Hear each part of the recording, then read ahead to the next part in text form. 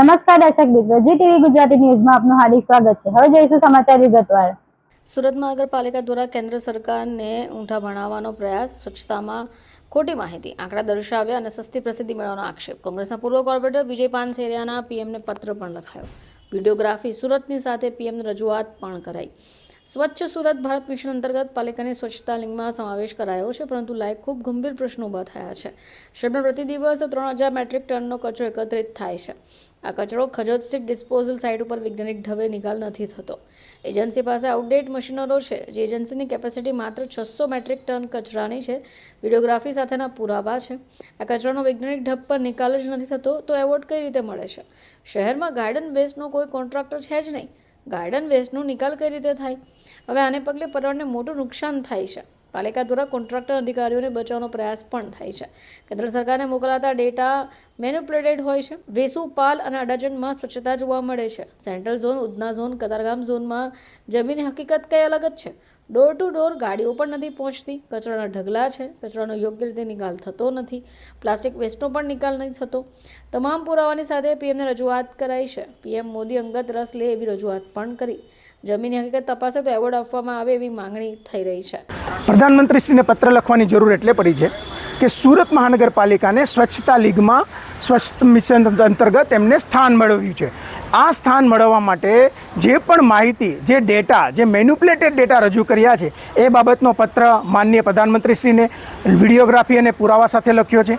તે પુરાવાઓમાં સુરત શહેરમાંથી જે રોજનો 3000 મેટ્રિક ટન કચરો નીકળે છે તેનો ખજોદ ડમ્પિંગ સાઇટ પર સાયન્ટિફિક વે નિકાલ નથી કરતો એના પુરાવા રજૂ કર્યા છે।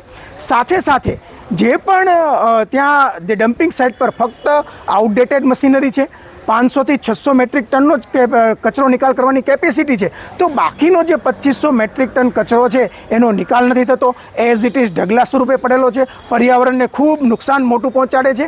અને આ સુરત શહેરમાંથી જે ગાર્ડન વેસ્ટ નીકળે છે એનો કોઈ નિકાલ નથી થતો, કારણ કે સુરત મહાનગરપાલિકા પાસે કોઈ કોન્ટ્રાક્ટર જ નથી। એટલે જે કચરો નીકળે એઝ ઇટ ઇઝ ડમ્પ કરી દેવામાં આવે છે, એને કોઈ નિકાલ કરવામાં નથી આવતો। આ તમામ પુરાવા સાથેની રજૂઆત માનનીય પ્રધાનમંત્રીશ્રીને પુરાવા સાથે અને વિડીયોગ્રાફી સાથે મોકલી છે। અને જે ખોટી રીતે ખોટા ડેટા રજૂ કરી, મેન્યુપ્યુલેટેડ ડેટા રજૂ કરી અને જે એવોર્ડ મેળવે છે એની સામે પગલાં લેવાની વાત કરે છે। જવાબદાર એજન્સીઓ અને જવાબદાર અધિકારીઓ સામે કડકમાં કડક કાર્યવાહી થાય અને જે જમીની હકીકત છે એ પ્રમાણે એવોર્ડ મેળવે એ બાબતની માંગ કરી છે। અને બીજું, આપ જોશો કે સુરત શહેરના 9 ઝોનોમાં વહેંચાયેલું છે, તો આપ વેસુ એરિયા જોશો, પાલ, અડાજણ એરિયા જોશો તો ત્યાં સ્વચ્છતા જોવા મળે, પરંતુ આપ કતારગામ, વરાછા, ઉધના, સીમાડા, સરથાણા, પાંડેસરા કે સેન્ટ્રલ ઝોનના અલગ અલગ વિસ્તારમાં જોશો તો ગંદકીના ઢગલા હોય છે, કચરો નિયમિત લેવામાં નથી આવતો।